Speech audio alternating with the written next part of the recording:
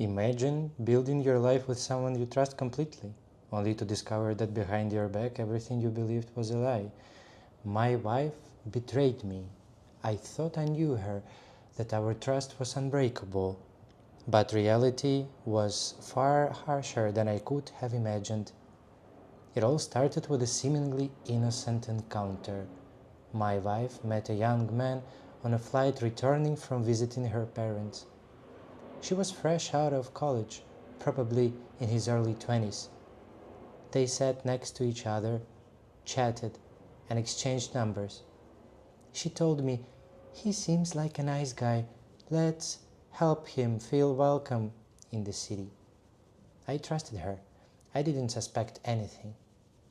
We invited him over for lunch or dinner on weekends, took him to the beach with the kids. Sometimes she went shopping or to the movies with him. Occasionally, he joined her at parties. I stayed home with kids, thinking I was giving her freedom and saving myself from awkward social situations. He seemed quiet, reserved. I had no reason to suspect anything, or so I thought. What I didn't know was during all these moments, they were having an affair whenever they got a chance. 6 months later, his internship ended, and he left the city. I assumed I would never hear from him again, but they stayed in touch. He had developed feelings and lived under the illusion that one day he could be with her again. Years passed. We divorced for reasons unrelated to her cheating. If you ever lived with a narcissist, you know why. I had no clue about her identity at all the time. But thanks to friends, I eventually discovered the extent of it. She was a master manipulator, covering her tracks while I remained completely naive. I believed every word she said. The rare mistakes she made, bragging to her girlfriends about having a 20-year younger toy boy, was how I found out.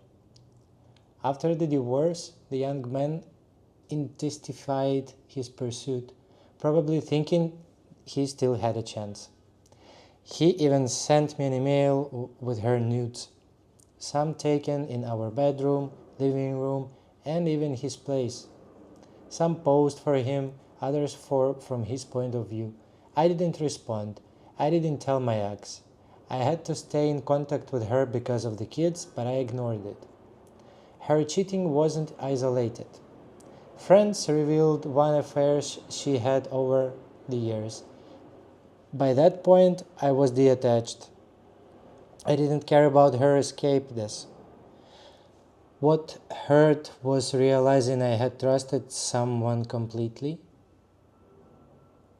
believing I had a partner and the best friend for life, and had been completely blind to reality. The humiliation was immense. The anger was mostly at myself for missing so many red flags, for trusting blindly, for thinking I could provide the best life for my family and being rewarded with betrayal. Years later, I'm still emotionally scared.